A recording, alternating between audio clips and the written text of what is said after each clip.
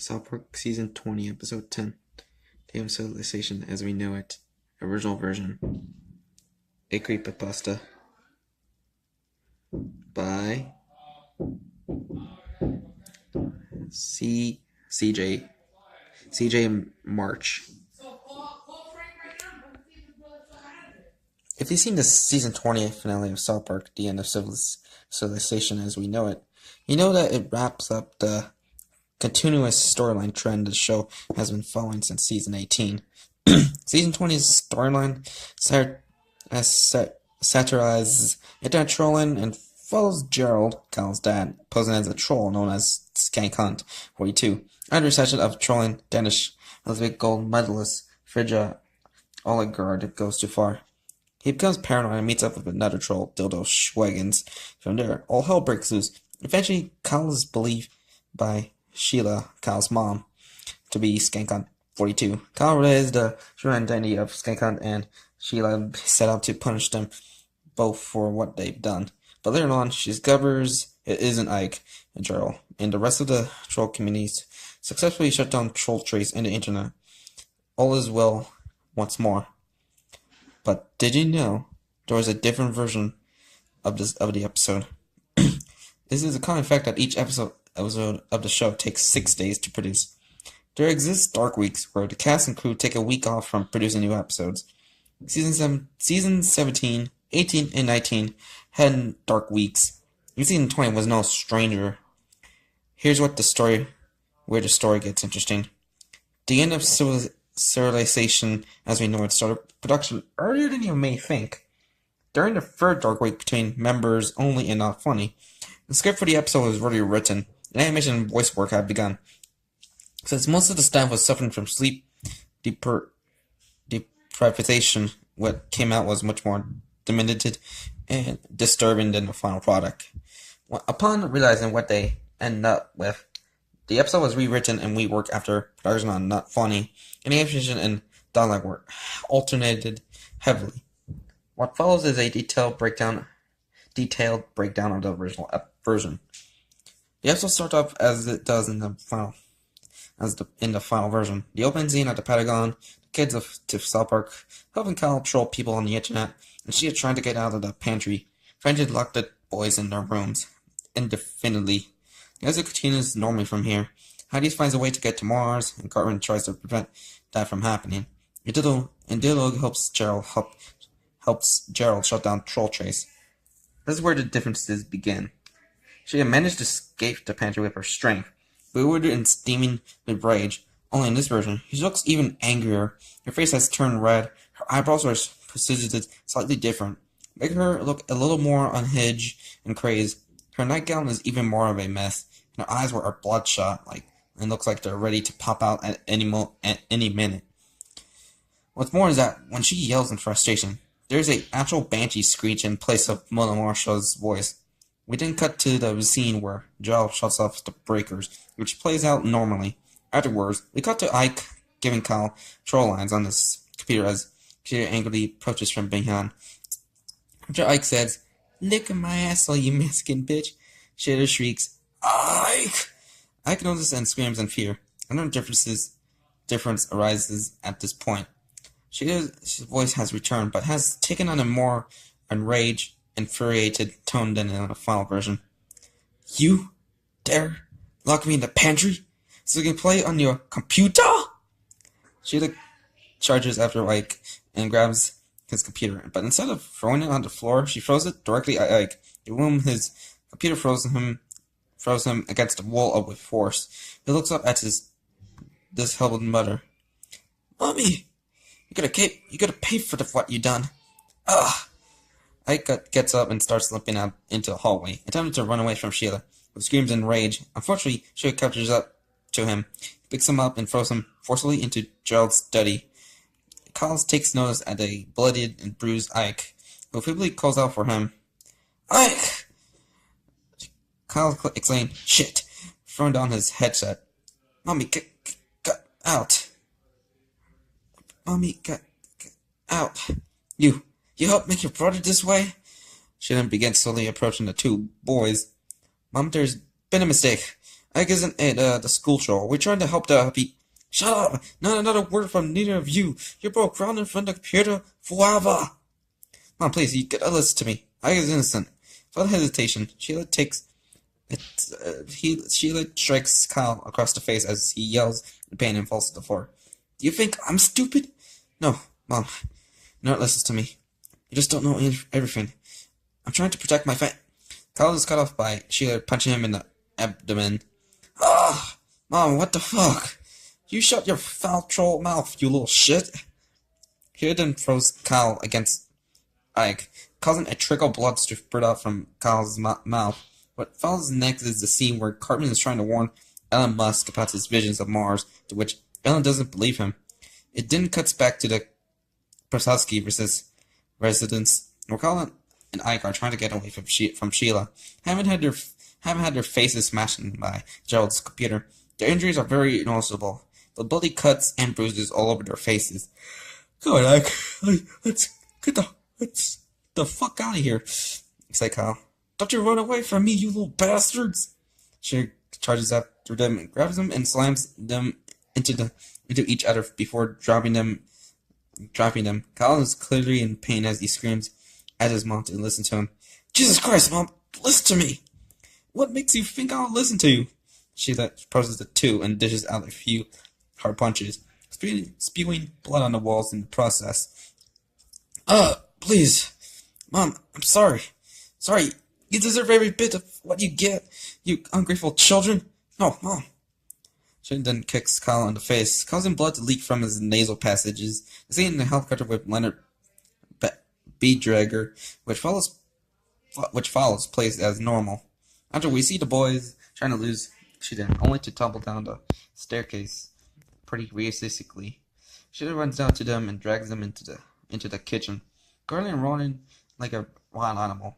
Mom, please, you don't know what you're doing. Let it go, for fuck's sake. And why should? So you can continue to torment innocent people online? No, listen to me, you dumb bitch. Shiden recalls in shock at what Kyle has just said. Image has never before. Sheila screeches like a banshee and slams down on Ike, proceeding to beat him savagely. We then cut to an outside view of the house, where sounds of Ike and Kyle being beaten and plates being smashed are heard off-screen inside the kitchen, followed by the sight of blood splashing on the window during Sheila's malicious dialogue. I had it enough, you little monsters! You hear me? You're done! You're both done! Ah! We then got to an alternate scene where Stan asks Token, where the hell is Kyle? Token has no idea. Stan has no choice but to call Butters at SpaceX, the scene of which plays out similarly to the final version through differently. The scene where Gerald approaches the last breaker plays out normally, and bits of the confrontation, Stan calling the Pentagon and the SpaceX scenes are cut in between the following. Back at the house, Sheila bites down on Kyle's arm and begins mauling him like a zombie. She then tears it off and slits his throat with an area of broken bone. Ike begins crying in sheer terror, which angers Sheila even further. Don't tell me you feel sympathy for your brother, you filthy Canadian scum! She then grabs Ike by the head and begins pulling as Ike lets out a guts-twisting shriek of anxious. Before she tears off his head, which flies out of her hands as blood erupts from Ike's neck, and his headless body collapses on the floor. Shelby falls down and has a moment to calm down. Her face returned to its normal color, and her nightgown now has bloodstains all over it. After a brief period of time, she looks at the dead bodies of her children, and the sight takes her by surprise. Ike? Kyle? He stares in disbelief at their bodies, and suddenly remembers when she got Gerald an iPad. Wait, Gerald's iPad! She gets up and starts slowly walking up to the bathroom. When she reaches the door, she finds the iPad on the floor, picks it up and turns it on. She then goes to the Troll Trace website and searches up like Frowski. But then she's shocked to find that because it shows no trolling. There's nothing here. Kyle was telling the truth. She then drops the iPad as the truly horrifying realization comes upon her. Oh my god, what have I done? After the scene where the SpaceX building explodes, the tunnel supper comes down as the internet is completely reset. Kyle's narration is omitted here for obvious reasons. Drew arrives at the house and enters with a resounding, "Honey, I'm home." He's met with silence, becomes confused, and looks upstairs for Sheila. He eventually finds her in the bathroom, quietly weeping with his iPad by her side. "Honey?" Sheila looks up and is surprised to see Gerald. "Gerald! Honey, what's wrong?" Sheila continues weeping. Gerald goes back downstairs and notices blood in the kitchen. He runs over to the kitchen and takes notice at the broken pantry door. Before turning his attention to the broken, battered bodies of Kyle and Ike, with blood staining their clothes and in the floor, and Ike's torn off head. Gerald recalls an utter shock as Sheila comes downstairs behind him. He kneels down at the bodies and stares in horror. Honey, what have you done?" Picks up Kyle's blood-stained body and begins panicking. "Sheila, what the hell have you done?" I'm sorry." Gerald begins to cry softly. "Come on, Kyle. Come on, answer me. Wake up. Wake the hell up. No, please." It's too late. He drops the body as he realizes Colin and Ike are dead, and there's nothing he can do. He begins sobbing over their bodies as Sheila watches on in sorrow and regret.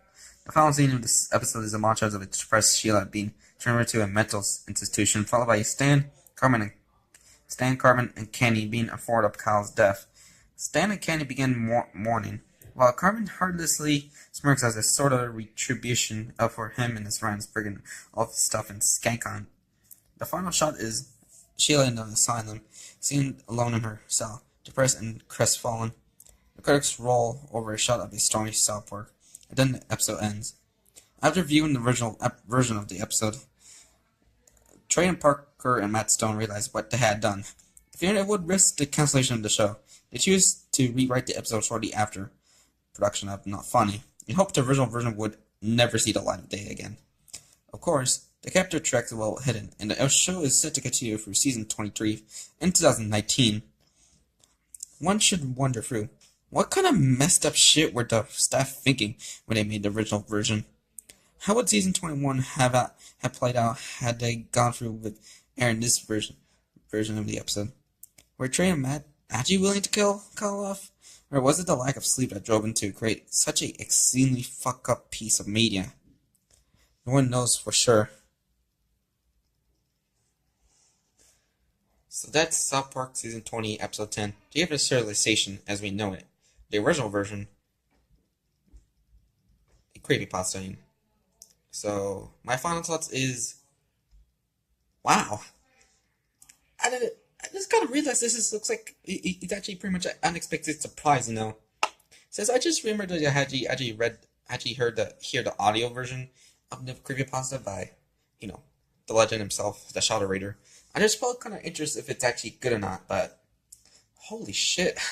I think this actually felt this, even though this actually is not real, but it felt so legit, like, goddamn, sometimes like the original version of either something that is a little more twisted and more dark than the original, than the final product, is actually pretty interesting to pretty much me and pretty much everybody who was actually felt like wanted to see like what the original version looks like.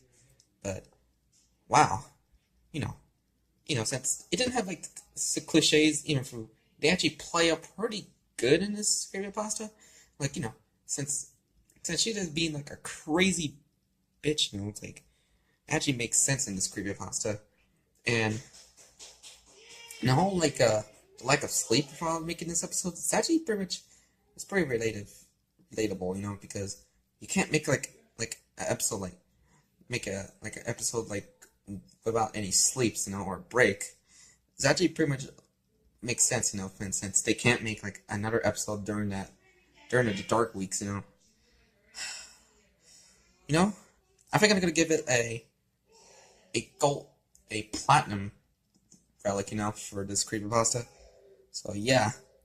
I think it's felt like so overlooked since, Papa Creepypastas like Squidward Suicide, Sonic.exe, Ben Drown, Slenderman, Jeff the Killer, Laughing Jack, what's the other Creepypasta that are actually famous? Mario, the Mario creepypasta. Let's see, every freaking popular Pokemon creepypasta. Seriously, those are popular and all, but why isn't this creepypasta didn't get that much attention? Seriously, I'm just hoping in the future it will be recognized as pretty much one of the most greatest creepypastas of all time. For this, for like around the, since creepypastas are not that relevant anymore around this generation, but there's still a lot of good creepypasta. So yeah, so that's my creepypasta rating on South Park Season 20, Episode 10. You have the Serialization as we know it, the original version. And I hope you all have a pretty good day and subscribe for more videos. So, bye.